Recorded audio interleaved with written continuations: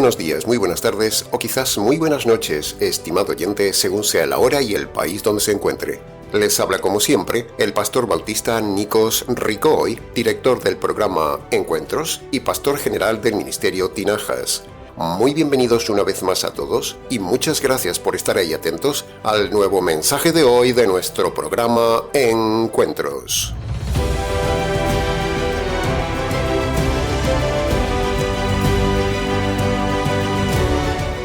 Uno de los pasajes más grandes de los escritos antiguos, uno de los pasajes más impactantes por su contenido que tiene la Biblia, y uno de los pasajes más desafiantes que vemos en toda la palabra de Dios, es el doble pasaje del Salmo 14.2 y su paralelo el Salmo 53.2. Pasajes exactamente iguales que dicen así: Dios miró desde los cielos sobre los hijos de los hombres para ver si hay algún cuerdo que busque a Dios. El contenido de las palabras de estos dos pasajes, tales como Dios, cielos, hombres, razón y buscar a Dios, por estas palabras hacen que sea uno de los pasajes de la Biblia más grandes en su esencia. Si se fija bien, el pasaje empieza con lo más grande, Dios, y termina con lo más grande, Dios. Así que fíjese si será un pasaje grande, muy grande. Así que en la medida de lo posible, trataremos de transmitirle a usted la grandeza y solemnidad en la meditación de este pasaje del mensaje de hoy. Si el alfa y el omega de este versículo es grande, eso hace que todo su contenido sea también grande. Por eso, por la grandeza que vemos en el pasaje de hoy, en el equipo de trabajo del Ministerio Tinajas, lo hemos seleccionado especialmente para hacerle reflexionar a usted.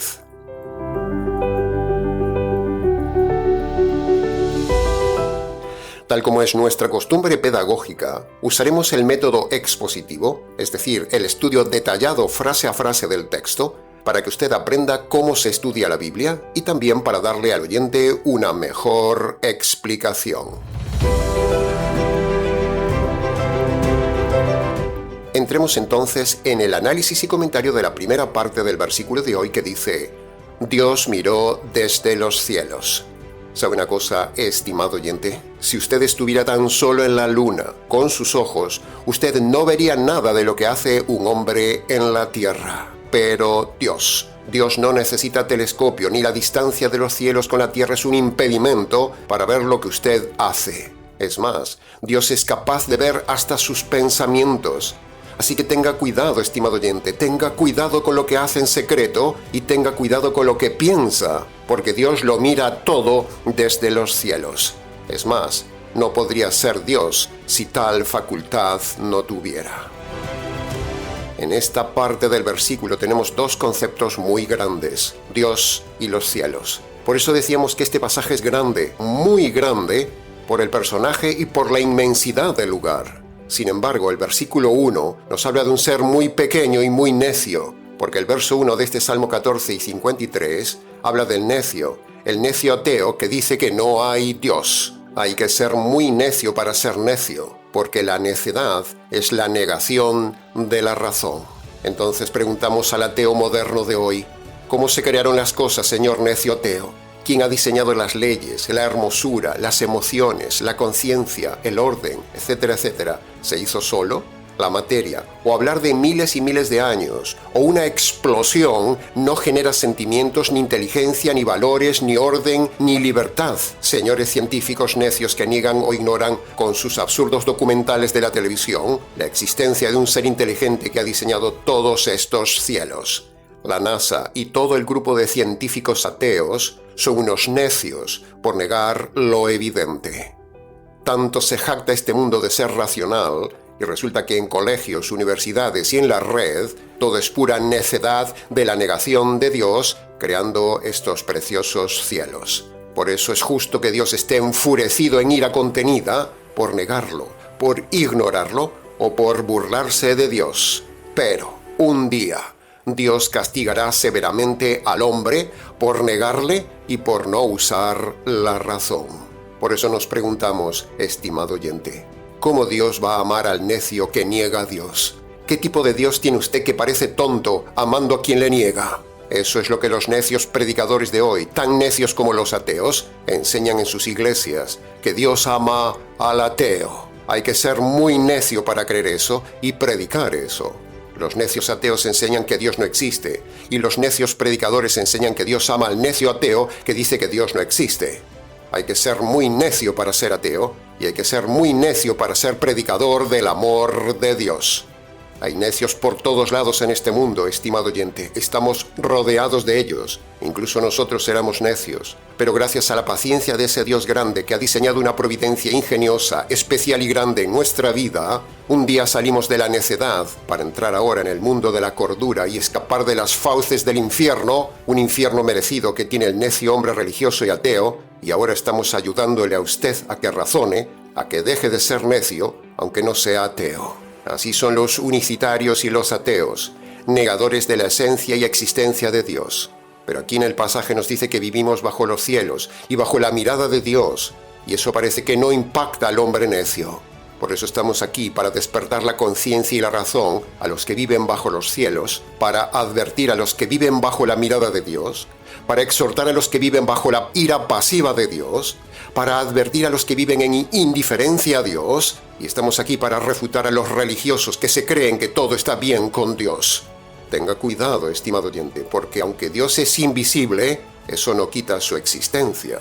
Así como el aire y los pensamientos son invisibles, pero no hay ningún cuerdo que se atreva a negar la existencia del aire y los pensamientos, porque si alguien negara la existencia del aire o los pensamientos, usted se reiría de él como un necio. De la misma manera, estimado oyente, el hombre que niega la existencia de Dios o niega las órdenes de Dios, aunque crea en Dios, es necio y perdido. Se puede ser necio tanto por negar a Dios en su esencia, como lo hacen los unicitarios, como por negarlo en su existencia, como lo hacen los ateos, como por negarlo por desobediencia, como lo hacen los religiosos. Los tres grupos son necios. El ateísmo materialista niega la existencia de Dios, y la religión niega la existencia de la correcta doctrina de Dios. Ambos son necios. Si no se puede negar la evidencia de los cielos, no se puede negar la evidencia de un creador de esos cielos. Pero el ateísmo no es más que un problema del libre albedrío, no de la razón. Hemos razonado y encerrado muchas veces a los ateos, y aunque los encerramos argumentalmente, el problema es que un ateo no quiere aceptar la lógica. Así que el problema de un ateo no es la evidencia y no es la razón, sino su corazón.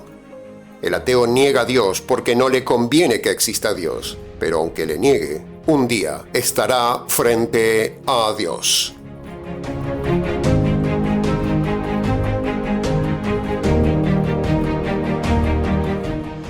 Para decir que Dios no existe, significa que esa persona, ese ateo, tendría que conocer absolutamente todas las cosas para estar seguro de que Dios no existe.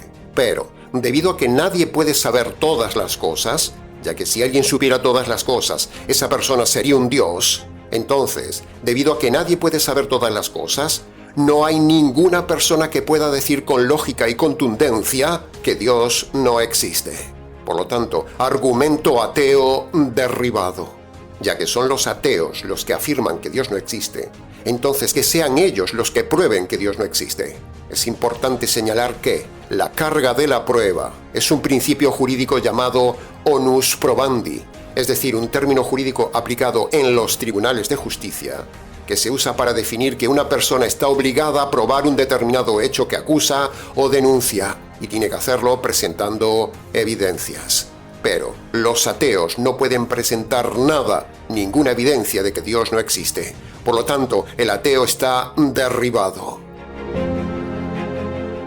En resumen, Dios existe y lo está mirando a usted. Tenga cuidado. Entremos ahora en el análisis y comentario de la segunda parte del pasaje de hoy que dice: sobre los hijos de los hombres. La frase hijos de los hombres es otro concepto también muy grande, porque hombres hay millones, hay una cantidad grandísima de hombres, con lo cual este concepto suma grandiosidad al pasaje. Pero aunque los hijos de los hombres son muchos, muchísimos, millones de millones, Dios los mira a todos, y entre ellos lo está mirando a usted. Ahora, Si se fija bien en el pasaje, quiero llamar su atención a esto. Eso de buscar a Dios está reducido solo a la raza humana, a los hijos de los hombres, como dice el texto. Pero, el texto no incluye a los extraterrestres. Sí, ha oído bien. Aquí Dios no habla de extraterrestres ni de seres de otros universos bajo esos cielos que lo busquen. Si con el pecado de Adán se estropeó todo el universo, como dice Pablo en Romanos capítulo 8, versículo 20, toda la creación fue sujeta a entropía. Entonces todo ser que estuviera en otra parte del universo creado se hubiera estropeado también con el pecado de Adán, como nosotros nos hemos estropeado por causa de Adán. Sin embargo, esta frase limitada, los hijos de los hombres, descarta a cualquier otro ser del universo y solo se centra en los hombres en la Tierra, sencillamente porque no hay otros seres en el universo. La patraña de los extraterrestres es una de las más grandes mentiras e ingenuidades de la NASA y uno de los más grandes despilfarros de dinero imperdonables de los científicos. Si usamos la lógica bíblica, la Biblia dice que solo hay hombres en el universo, porque aquí mismo la Biblia habla de hombres caídos, y los hombres caídos afectados por Adán son los que tienen que buscar a Dios, no otros seres, sencillamente porque no existen. Si hubiera otros seres en el universo, estarían caídos y también tendrían que venir a la tierra a buscar a Dios. Pero el texto solo se circunscribe a la tierra y al hombre. Desde la tierra el hombre ha estropeado todo el universo, como dice la Biblia. Es increíble, pero es verdad. Por lo tanto, si hubiera otros seres caídos, deberían venir a la tierra a buscar a Dios y a buscar su salvación por medio del Evangelio que deberíamos predicarles a ellos, porque serían también seres caídos. Pero eso lo descarta tajantemente la Biblia. Por lo tanto, por medio de lo espiritual, tenemos información correcta de este tema. No hay extraterrestres, es todo un diseño del diablo y una ingenuidad de los científicos de la NASA. Es bíblicamente ridículo decir que hay otros seres en el universo. Estamos solos en el universo, por mucho que se diga lo contrario. Es más, la evidencia objetiva y bíblica demuestra que estamos solos. Preguntamos, ¿por qué llevamos años y años sin ver a los extraterrestres si estuvieran y si vinieran a buscar la salvación? ¿Por qué? ¿Por qué no se presentan buscando la salvación como lo hicieron los magos de Oriente que vinieron de lejos buscando al Mesías? ¿Por qué? Si existieran los extraterrestres, tendrían que venir a buscar la salvación y buscarla a la tierra, porque Adán los estropeó. Y si son seres inteligentes, entonces tienen razón y conciencia. Y al estar estropeados por la caída de Adán, necesitarían también el perdón de sus pecados y la salvación de su alma. Pero, sencillamente, los extraterrestres no existen. Todo eso es del diablo que engaña a los científicos. Ya hemos dicho en el canal alguna vez que los científicos son muy ignorantes, muy tontos frente al diablo. Los científicos no aceptan ni se dan cuenta que estamos tratando con un ser de inteligencia superior, que es un ser engañoso por esencia, que tiene poderes, que manipula la materia, que se maneja con la luz, que se maneja en el aire, porque es el príncipe del aire, como dice la Biblia, y engaña al hombre ingenuo científico, haciéndole creer que hay otras civilizaciones. En su día, en el vídeo del canal titulado «Estamos solos en el universo», hemos dado las razones por las cuales no existen otras civilizaciones. Estimado oyente, solo existe la civilización humana en todo el universo creado, a la cual Dios observa para ver si usan el don más grande que Dios les ha dado, la razón para buscarle. Los hijos de los hombres son una raza caída, una raza embrutecida, una raza maligna. Por eso desde el Ministerio Tinajas llevamos años trabajando por formar una raza de hombres diferentes. No por medio de la ciencia, no por medio de la filosofía, no por medio de la educación, no por medio de la religión, no por medio del pensamiento sociopolítico. No. Nada de eso vale. Ya se ha más que demostrado que nada de eso ha mejorado a los hijos de los hombres. Pero sí se ha demostrado que el verdadero evangelio sí es el poder de Dios que hace una raza de hombres diferentes. Pero para ser cambiados, los hijos de los hombres tienen que buscar a Dios, primero en su libre albedrío y segundo de la forma que Dios dice que debe ser buscado y no como los hijos de los hombres quieren buscar a Dios.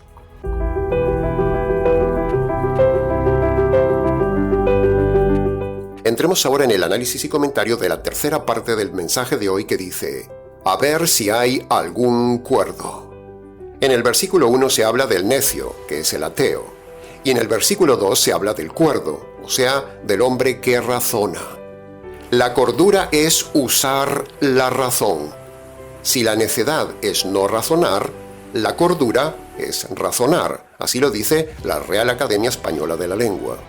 Entonces, aquí tenemos los dos polos opuestos, el necio y el racional.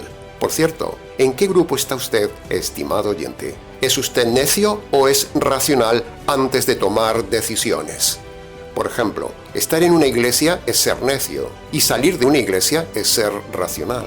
Relacionarse en noviazgo con quien no debe es ser necio y abandonar esa relación es ser cuerdo, es ser racional. Meterse con amistades malas es ser necio y lo cuerdo es abandonarlas. Divorciarse es de necios, porque Dios dice que aborrece ese acto, el divorcio. Así que si usted razona y lee en la Biblia que Dios aborrece el divorcio, entonces, ¿cómo usted neciamente se divorcia? El que se divorcia es un necio.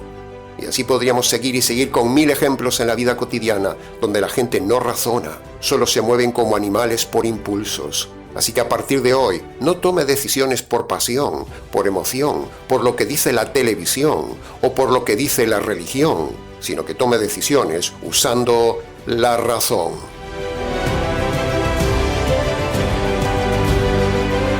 La razón es el gran don que Dios le dio al hombre. Pero cuando un hombre deja de lado la razón y usa el sentimentalismo, la pasión, la emoción, la religión o la televisión como formas de tomar decisiones, ese hombre se convierte en un animal y en un necio por rebajar la esencia divina que Dios le dio. Pero si usted no usa la razón, un día, usted se las verá con Dios por animal.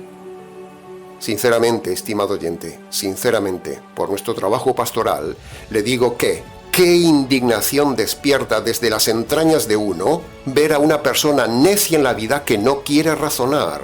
Y eso me ha llevado a pensar muchas veces que, si a mí me despierta el enojo, la furia, la ira, ver a una persona irracional, solamente sentimental, que no es capaz de seguir un argumento, que no usa la lógica, que divaga, que salta de un punto a otro en una conversación, que es como un burro, que no sigue el razonamiento, que no piensa, que no usa la lógica, que no usa el orden de las ideas, que no saca conclusiones y que no se deja ayudar, si eso indigna a uno desde las entrañas como hombre, imagínese la furia de Dios al ver millones de seres creados con el don más maravilloso que es la razón y usar la necedad.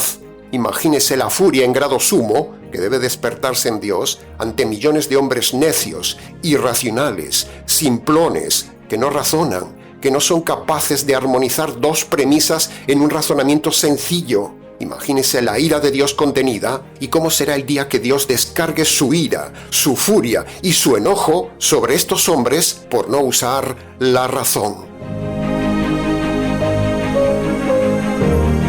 Estamos rodeados de gente que tiene talento, eso es verdad, pero no tienen razonamiento. Estamos rodeados de gente que, como dice 2 de Pedro capítulo 2, versículo 12, son como brutos animales irracionales. El mayor pecado de la humanidad, no usar la razón. Así que, estimado oyente, use la razón. No sea animal, no sea bruto, no sea pasional, no sea sentimental, no sea religiosamente emocional y no sea mundanal. Sea bíblico, racional y radical a imagen y semejanza de Dios.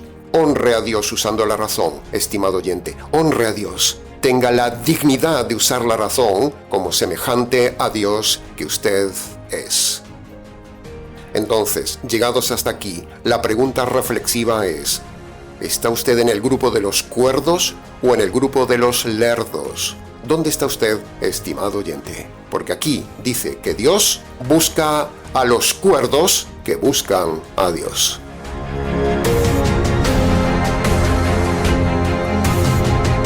Un correcto predicador hace despertar la razón en la audiencia. Pero si solo despierta las emociones, la motivación, el sofisma y el fervor religioso, ese predicador es un mal predicador. Por eso estamos aquí cada semana, estimado oyente, para despertar no su emoción, sino su razón. Si un predicador trata de despertar en usted las emociones con música y a golpe de micrófono, con palabras especiales que le toquen el corazón y le hagan creer que eso es del Espíritu de Dios, entonces escape de esos lobos. Pero si usted ve a un predicador que usa la razón y trata de hacerle despertar del embobamiento de la sinrazón, ese sí es un buen predicador. Pero espere un momento. Lamentablemente, también hay predicadores lobos que usan aparentemente la razón, la falsa razón, es decir, el sofisma. El sofisma es hacer que algo parezca racional. Entonces, pastor, con esto me lo pone usted muy difícil.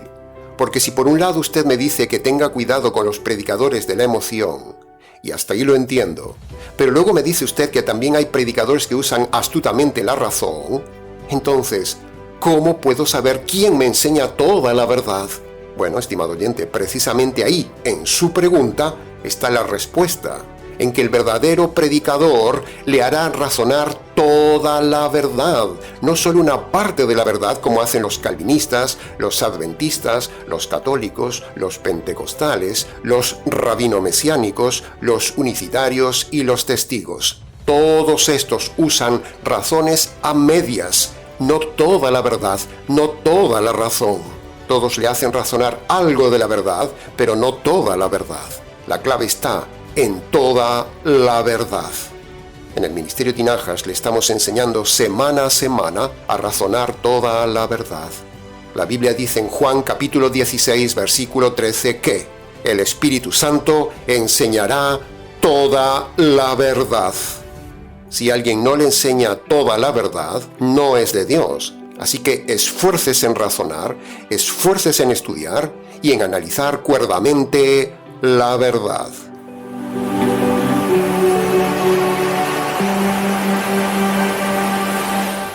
Entremos ahora en la cuarta y última parte del versículo de hoy que dice, alguien que busque a Dios. Buscar a Dios es otro concepto sublime en este pasaje. Es la meta más grande de un hombre. Buscar a Dios es lo más grande y valiente que un hombre puede hacer en la vida. Lo más grande de un hombre no es casarse. Lo más grande de un hombre no es buscar el poder, ni buscar el dinero, ni buscar ampliar su empresa, ni ser mejor persona, ni tener éxito. No. Lo más grande de un hombre, lo más noble, lo más sublime, lo existencial de un hombre es buscar al ser más grande, Dios. Hay que ser muy valiente para que, siendo tan insignificante el hombre, busque estar ante el más grande, Dios. Y con todos sus pecados, sus delitos, sus infracciones, sus rebeliones, buscando el perdón de Dios. Hay que ser muy valiente para esto. Pero ¿sabe una cosa? Dios valora esa valentía. Buscar a Dios es solo para valientes. Cuando el pasaje dice buscar a Dios, nos preguntamos, ¿para qué buscar a Dios? Si un hombre se presenta ante Dios por el solo hecho de ser hombre pecador, Dios lo expulsaría de su presencia por su contaminación pecadora. Entonces, ¿por qué? ¿Para qué? ¿Y cómo buscar correctamente a Dios para que Dios no lo destruya? ¿Qué implica eso de buscar a Dios? Bueno, en primer lugar, para estar ante Dios hay que estar preparado, digno, vestido, limpio, en paz y con los pecados perdonados, porque el hombre es todo lo contrario a Dios. Es delincuente, es sucio, es inmoral, es rebelde, es religioso, es pecador, y Dios aborrece todo esto del hombre. Entonces, con todo este bagaje, ¿por qué buscar a Dios si encontrarlo me generará problemas? Bueno, como venimos diciendo, buscar a Dios es algo que Dios manda hacer. Es para valientes y principalmente para quitarse los pecados ante Dios, luego tener relación con Dios y al final de los tiempos vivir con Dios en su reino, pero todo en su orden. Primero usted debe buscar a Dios para el perdón de los pecados. Eso es lo prioritario. Porque si usted busca a Dios por otros motivos, como por ejemplo prosperar o salir de un problema, Dios lo rechazará por ser motivos errados de búsqueda. Y de esto que digo tiene el ejemplo del Calvario, donde un hombre, el ladrón perdido, buscó a Dios solo para salir del problema y el Señor Jesús, el cual es Dios, lo ignoró totalmente. En cambio, el otro ladrón fue valiente, razonó y buscó a Jesús, Dios, correctamente para el perdón de sus pecados y la salvación de su alma. ¿Ve? Ahí lo tiene. Ese es el modelo de buscar correctamente a Dios. Ser valiente y buscarlo para arreglar las cuentas con Dios, no para pedirle que aumente su cuenta en el banco a Dios. Buscar a Dios no es por interés material o salud, estimado oyente, sino que buscar a Dios es solo para el perdón de los pecados en la tierra y luego la salvación de su alma en la eternidad. Esas son las dos únicas razones de buscar a Dios en la tierra. Buscar a Dios es solo para racionales y valientes, como ya hemos dicho. Por eso la mayoría de la gente no busca a Dios. Se quedan en la comodidad de la religión. En la religión no tienen que buscar ni pensar. Se lo dan todo hecho y como borregos o como robots, los miembros religiosos de esas iglesias hacen todo lo que les mandan. Pero buscar, lo que se dice buscar la verdad, buscar a Dios, es solo para valientes y eso no se hace en la religión. No se necesita ser inteligente o de coeficiente intelectual grande para buscar y hallar al más grande, Dios. Solo se necesita un grado mínimo de cordura, un poco de valentía, una decisión en su libre albedrío y un poco de racionalidad. Eso es lo único que usted necesita para buscar a Dios. Y eso es lo paradójico, que con tan solo un poco de algo, un poco de estas cosas a nivel mínimo, un ser tan pequeño, el hombre, pueda buscar y hallar la verdad del ser más grande, Dios. Eso sí que es admirable.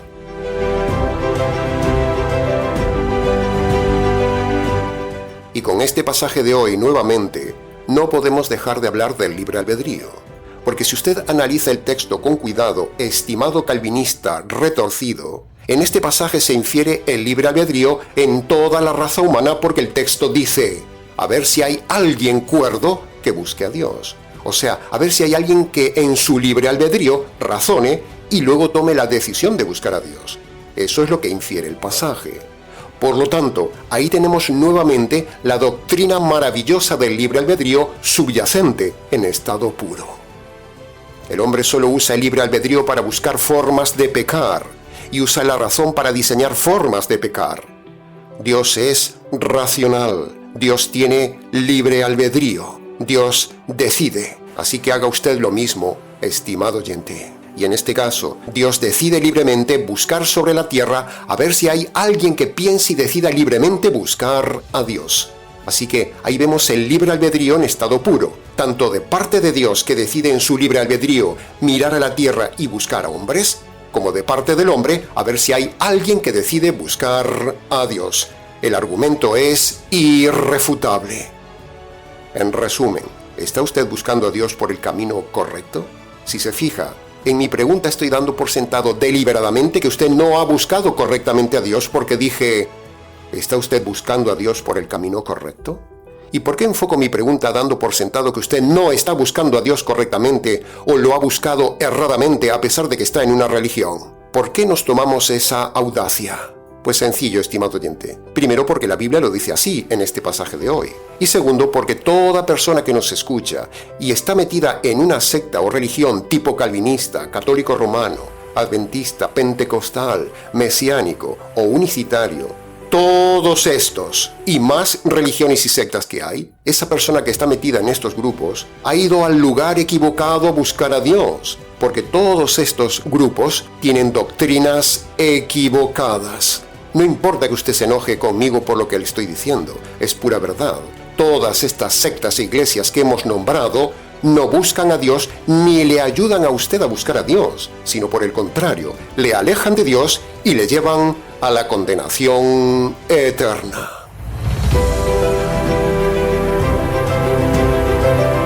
Ahora, el Salmo 14.2 o su paralelo, el 53.2, es un salmo pesimista. No da más que una información demoledora y objetiva, pero no da ninguna salida al problema del hombre, solo informa de la realidad, solo nos informa de la decepción que tiene Dios ante el hombre, y nos informa de la apatía del hombre ante Dios. pero, afortunadamente, el Salmo 14.2 o el Salmo 53.2 no son lo único de la palabra de Dios. Hay otros pasajes de esperanza, hay pasajes que dan salida, hay pasajes de buena noticia, hay pasajes en la Biblia para los que deciden buscar a Dios y cómo encontrar la solución a la separación del hombre con Dios. Entonces, siguiendo con la línea de los salmos hoy, vamos a un salmo maravilloso que se contrapone al Salmo 14.2 y 53.2. Es el Salmo 85.11 que dice: Desde el cielo se asomará la justicia y entonces la verdad brotará en la tierra. Esa doble promesa dada hace siglos se cumplió un día en la cruz, estimado oyente, donde desde el cielo se asomó la justicia de Dios que bajó del cielo y fue descargada desde el cielo sobre un hombre, el Hijo de Dios, por los hijos de los hombres, para que ahora los hijos de los hombres, entre los cuales está usted, puedan buscar correctamente a Dios por medio del método jurídico y encontrarse con Él correctamente por medio de la justicia divina que un día cayó sobre el Señor por causa de nuestras injusticias, que son las que nos alejan de Dios. Y a la vez, ahora, escuche bien, ahora está brotando la verdad desde la tierra, estimado oyente, desde esta parte de la tierra, y para todos los oyentes, la verdad, como dice el Salmo 85.11. Y esa verdad que brota cada semana en la tierra por medio de este canal para usted, es para que usted pueda buscar correctamente a Dios y reconciliarse con Dios. Y para hacerlo, Dios busca hombres que obedezcan en su libre albedrío los dos requisitos jurídicos que son necesarios para buscar a Dios. Esos requisitos que siempre compartimos al final de cada mensaje están en Marcos capítulo 1, versículo 15, como usted puede ver en pantalla. Primer requisito: usted debe acercarse a Dios humillado ante Dios y reconocer de forma concreta con su boca sus pecados cometidos en su vida desde su juventud hasta ahora. A la vez, usted debe abandonar todo pecado que esté cometiendo en el tiempo presente. Esto es el verdadero arrepentimiento, el primer requisito para buscar a Dios. El segundo requisito es el Evangelio, y este requisito tiene 3 pasos. Primer paso: usted debe acercarse ante Dios y reconocer ante Dios que merece recibir la justicia divina por sus delitos cometidos en toda su vida. Segundo paso: usted debe reconocer ante Dios que la justicia divina que merece usted recibir por sus pecados fue descargada sobre el Señor Jesús en la cruz, el lugar de ejecución de la justicia divina de sus pecados. Y en tercer lugar, como puede ver en pantalla, usted debe estirar su mano de fe y apropiarse por la fe de esa justicia caída sobre el Señor Jesús en la cruz y hacerla suya. Cuando usted va a su habitación y allí en el silencio de su habitación, de rodillas, si su salud se lo permite, descalzo en señal de reverencia, y allí usted obedece estos 2 requisitos de forma ordenada, entonces le aseguro, estimado oyente, que usted será perdonado de sus pecados, habrá paz en su alma, será librado de la perdición eterna, se habrá reconciliado con Dios y así podrá un día entrar feliz al inimaginable reino material de los cielos. Bendito sea el Dios que nos busca cuando no merecíamos ser buscados. Amén. Aleluya.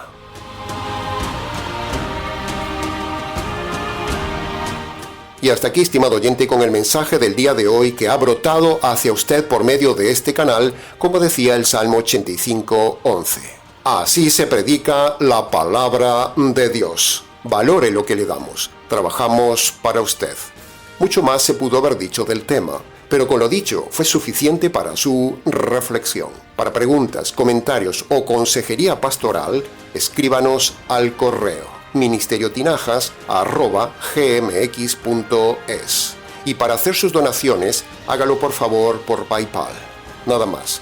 Les ha compartido la verdad, solo la verdad y nada más que la verdad de este tema, quien les habla, el pastor bautista Nikos Ricoy, desde aquí, en Valencia, España, para todos los oyentes hispanoamericanos del programa en cualquier parte del planeta. Será entonces con el gusto de siempre, hasta nuestro próximo mensaje, aquí en nuestro habitual programa Encuentros.